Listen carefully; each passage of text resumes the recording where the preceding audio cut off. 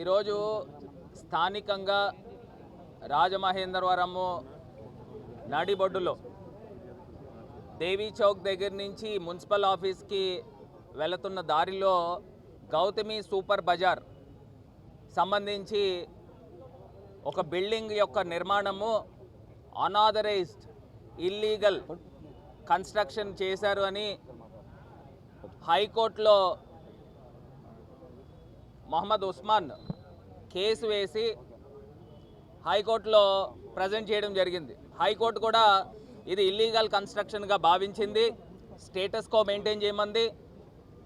దీన్ని పూర్తి స్థాయిగా ఎగ్జామిన్ చేయమని మున్సిపల్ కార్పొరేషన్కి ఆర్డర్స్ ఇచ్చిన తర్వాత ఇవాళ ఒకటే నేను సూటిగా ప్రశ్నిస్తూ ఉన్నా.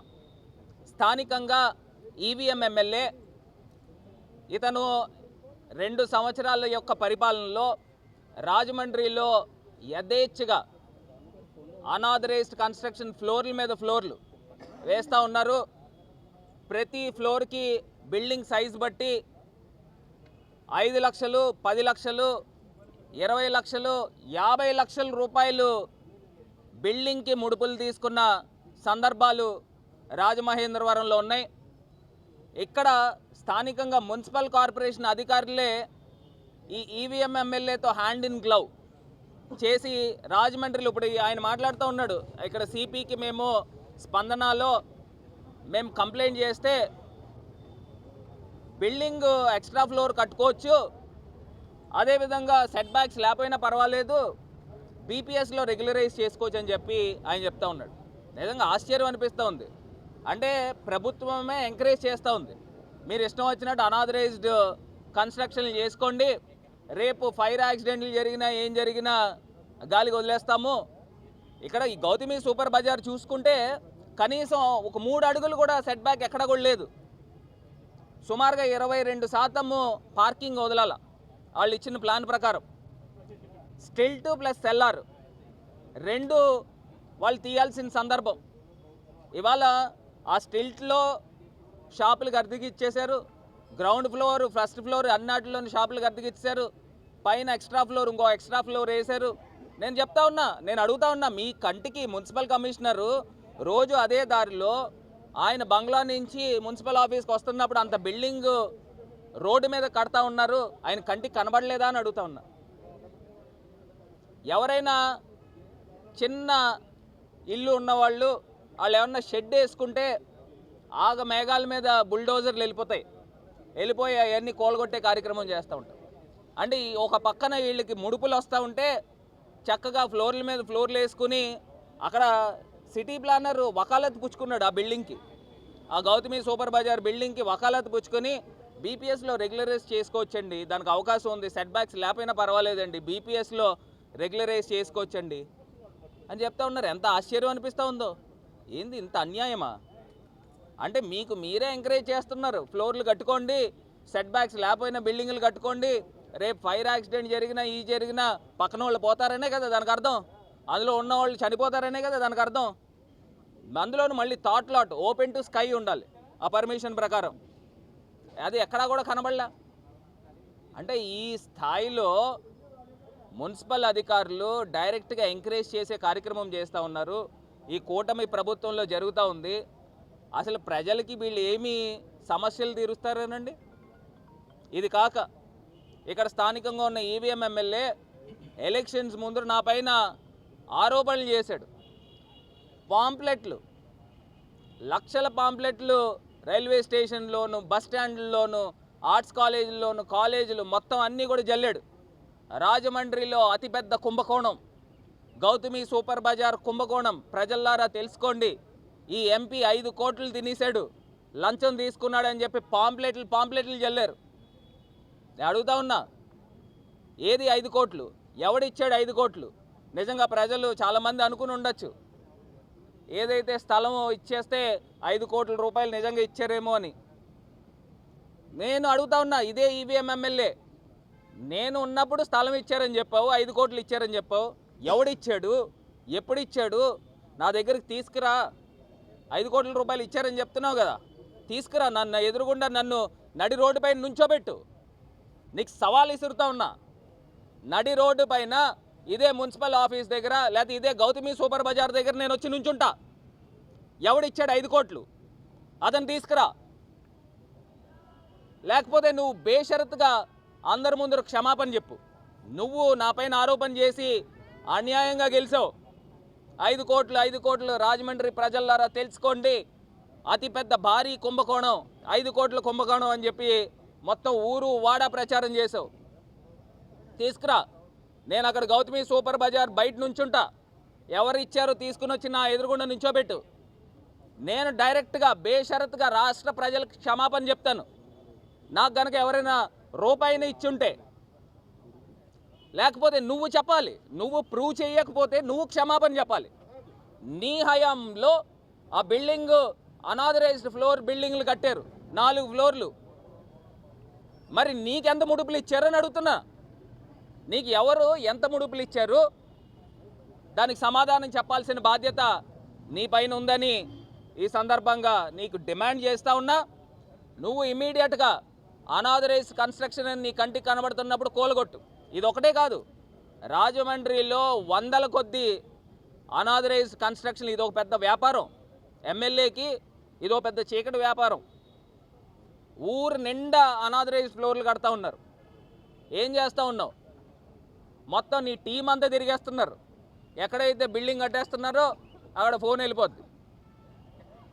ఇక్కడ అధికారులు ఒకవేళ వెళ్ళి మాట్లాడితే వెళ్ళి ఎమ్మెల్యే గారితో మాట్లాడుకోండి అని చెప్తా ఉన్నారు. ఇవి జరుగుతూ ఉన్నది ఊర్లో. ఎంత దారుణాతి దారుణం. పేపర్ ఉందా? చిత్తశుద్ధితో ప్రజల పక్షాన పనిచేయండి. ఏదైతే ఇల్లీగల్ కన్స్ట్రక్షన్స్ ఊర్లో జరుగుతూ ఉన్నాయో దానిపైన మున్సిపల్ కమిషనర్ గారికి డిమాండ్ చేస్తూ ఉన్నా, మీరు ఊరంతా తిరగండి. ఎక్కడెక్కడ ఇల్లీగల్ అనాథరైజ్ కన్స్ట్రక్షన్లు జరుగుతున్నాయో దాన్ని ఇమీడియట్గా కూలగొట్టే కార్యక్రమం చేయండి. ఎందుకంటే మొన్న వేట్లపాలెంలో పెద్ద ఫైర్ మిషాప్ జరిగిందండి. మొత్తము 22 మంది సజీవ దహనం అయ్యారు. ఇప్పుడు సెట్ బ్యాక్స్ ఎందుకు ఇస్తారండి, తాట్లాట్లు ఎందుకు ఇస్తారనండి?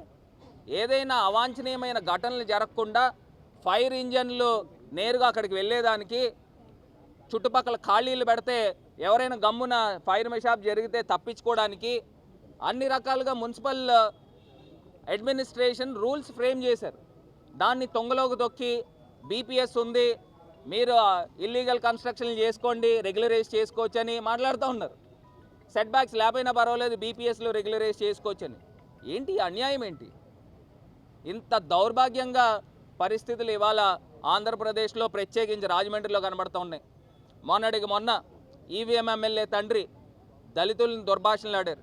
పోలీస్ స్టేషన్కి వెళ్ళి కంప్లైంట్ ఇస్తే కంప్లైంట్కి కౌంటర్ ఫైల్ ఇయ్యరంట, అక్నాలెడ్జ్మెంట్ ఇయ్యరంట. ఎంత ఘోరమో చూడండి. ఇంత అన్యాయమా? అసలు సిఆర్పిసి 154/3 ప్రకారంగా అది హక్కు, రైట్. అంటే ఇవాళ కూటమి ప్రభుత్వంలో ఏ రకంగా పోలీసుల్ని ఉపయోగం పెట్టుకుని ప్రతిపక్ష నోర్లు నొక్కుతూ ఉన్నారనేది కనబడుతుంది. చంద్రబాబు నాయుడు గారు అంటే అంత పెద్ద క్రెడిట్ షోర్ అనేవాడు ఈ భూప్రపంచంలో ప్రత్యేకించి మన భారతదేశంలో ఎవడు ఉండడు.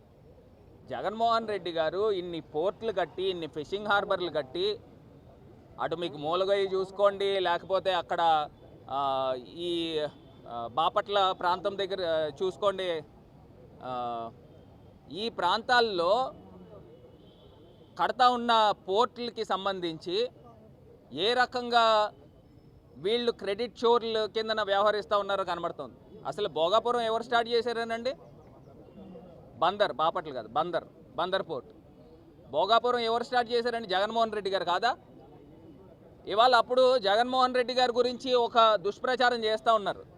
అంటే ఇక్కడ వైజాగ్ ఎయిర్పోర్ట్ ఉంటుండగా ఇక్కడ భోగాపురం ఎందుకని ఆ రోజు ప్రశ్నించారని దాన్ని దుష్ప్రచారం చేస్తూ ఉన్నారు. నేను ఒకటే అడుగుతా ఉన్నా, భోగాపురం ఎయిర్పోర్ట్ అనేది ప్యాసింజర్స్కి సంబంధించి, అది నేవీకి సంబంధించిన ఎయిర్పోర్ట్. ఇప్పుడు నేవీ వాళ్ళు తీసుకుంటారు. మరి నేవీ వాళ్ళు తీసుకున్నప్పుడు అది ప్రజలకు సంబంధించి ఒక world class airport Jaganmohan Reddy గారు శ్రీకారం చుట్టారు. ల్యాండ్ ఎక్విజిషన్ జగన్మోహన్ రెడ్డి గారి టైంలో అయింది. ఇవన్నీ కూడా జరిగిన తర్వాత ఇవన్నీ కూడా వీళ్ళ ఖాతాలో వేసుకుంటున్నారు. అటు గూగుల్ చూసుకోండి, ఆస్లర్ మెటల్ చూసుకోండి, స్టీల్ ప్లాంట్ చూసుకోండి, ఇవాళ మీరు ఏదైనా చూసుకోండి. చంద్రబాబు నాయుడు గారు పలానా నేను సాధించాను ఇది అని చెప్పమనండి. ప్రతిదీ కూడా జగన్మోహన్ రెడ్డి గారు శ్రీకారం చుట్టి అవన్నీ ముందరు తీసుకెళ్తే వీళ్ళంట లోకేష్ గారు అంట జూమ్ కాల్ మొత్తం క్లోజ్ చేసాడట. నేను అదే అడుగుతున్నా, ఇదే జూమ్ కాల్ పెట్టి ప్రధానమంత్రి గారితో జూమ్ కాల్ పెట్టుకుని అక్కడ ఉన్న వైజాగ్ స్టీల్ ప్లాంట్కి క్యాప్టివ్ మైన్స్ తెప్పించు, అవి నీ ప్రతాపం ఏంటనేది తెలుస్తుంది. జూమ్ కాల్ పెట్టుకుని నువ్వు ఆస్లర్ మెటల్ తీసుకొచ్చావని చెప్తున్నావు కదా స్టీల్ ప్లాంట్, అదే స్టీల్ ప్లాంట్కి క్యాప్టివ్ మైన్స్ ఇప్పించవయ్యా. మీ నాన్నగారు మీ తెలుగుదేశం పార్టీ ఏదైతే అక్కడ పైన మద్దతు ఇస్తే ఇవాళ కేంద్ర ప్రభుత్వం నిలబడింది. కనీసం స్టీల్ ప్లాంట్కి క్యాప్టివ్ మైన్స్ తెప్పించుకోలేని దౌర్భాగ్య పరిస్థితుల్లో ఈ తెలుగుదేశం పార్టీ ఉంది. ఇంత స్ట్రాంగ్ పొజిషన్లో ఉండి కూడా సాధించుకోలేకపోతున్నారు. ఆంధ్రప్రదేశ్ హక్కుల్ని కాలరాస్తున్నారని అంటే ఇంతకన్నా దౌర్భాగ్యమైన ప్రభుత్వం ఈ దేశ చరిత్రలో ఎక్కడ కూడా ఉండదు.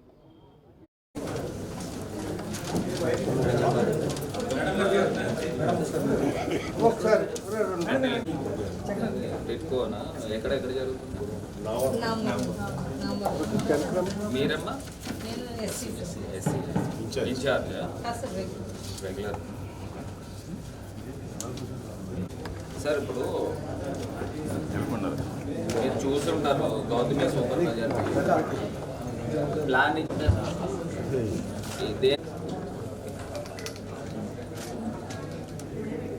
2.54 సెట్ బ్యాక్స్ నార్త్ సైడ్ అంతా ఈస్ట్ సైడ్ అంతా ఎంత ఉన్నాయండి? బీపీఎస్ లైవ్లో ఉంటే ఆల్రెడీ కన్స్ట్రక్టెడ్ బిల్డింగ్కి బీపీఎస్ వాడుకుంటారు, అంతేగాని కొత్తగా కట్టే బిల్డింగ్లకి బీపీఎస్ వాడుకోవడానికి లేదు. ఆక్యుపెన్సీ సర్టిఫికేట్ ఇవ్వకుండా ఆక్యుపెన్సీ ఇచ్చారా? మరి ఎలాగో షాప్లో ఎలా సెట్ బ్యాకే లేదు, వెనకాల బిల్డింగ్ కానుకుని కట్టేశారు. రోజు మున్సిపల్ కమిషనర్ గారు ఇదే రోడ్లో వెళ్తారు, మీరు అందరూ కూడా ఇదే రోడ్లో వస్తారు నాకు తెలిసి దేవీ చౌక్ నుంచి. మరి ఈ బిల్డింగ్ అనాథరైజ్డ్ కన్స్ట్రక్షన్ అని మనకు కంటికి కనబడలేదండి. అనాథరైజ్ కన్స్ట్రక్షన్ మీకు కంటికి కనబడుతున్నప్పుడు ఎందుకు మీరు డెమాలిష్ చేయలేదు, ఎందుకు ఆపలేదు? డెమాలిష్ మాట పక్కన పెట్టండి, అనాథరైజ్ కన్స్ట్రక్షన్ మెయిన్ రోడ్ మీద జరుగుతున్నప్పుడు మీరు ఏ రకంగా మీరు ఎంకరేజ్. నేను లాస్ట్ టైం కూడా వచ్చి నేను రిప్రజెంటేషన్ ఇచ్చాను, ఎవరు లేరు ఆఫీస్లో ఎవరు లేరు, ఇది తీసుకుని వచ్చి ఇలాగా ఇల్లీగల్ కన్స్ట్రక్షన్ కడతా ఉంటే మేము వెళ్ళి హైకోర్టు నుంచి కూడా ఆర్డర్ తీసుకుని వచ్చాము. ఆ ఆర్డర్ కాపీ కూడా తీసుకొచ్చి మున్సిపల్ ఆఫీస్లో ఇచ్చాము. ఇచ్చిన తర్వాత మీరు ఏం యాక్షన్ తీసుకున్నారు? ఇప్పుడు మీరు గౌతమి సూపర్ బజార్ పేరు మీద పర్మిషన్ పెట్టాలి, మరి ఇండివిజువల్ పేరు మీద అదొక మిస్టేక్. ఇంకోటి కూడా అది ఇల్లీగల్ అనాథరైజ్ కన్స్ట్రక్షన్ అంటే లేకపోతే సాఫీగా జరుగుతుంది ఈ బిల్డింగ్ ఫోటో ప్రకారంగా కాదు. నేను మొన్న వచ్చి నేను మీకు చెప్పాను, మొన్న మున్సిపల్ ఆఫీస్ కొట్టాల్సిన బాధ్యత మీది కాదండి, మరి ఎందుకు చేయరండి? ఇప్పుడు ఆపడం ఏంటండి? ఆ కోర్టు నుంచి ఏమని వచ్చింది, ఆర్డర్ ఏమని వచ్చింది కోర్టు నుంచి?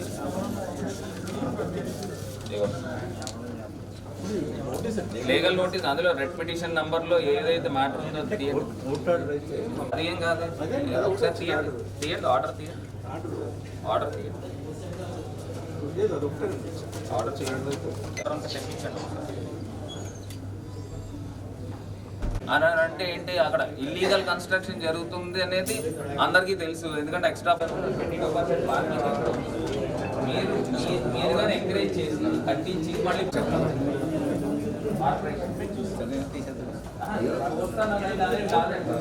ఇందులో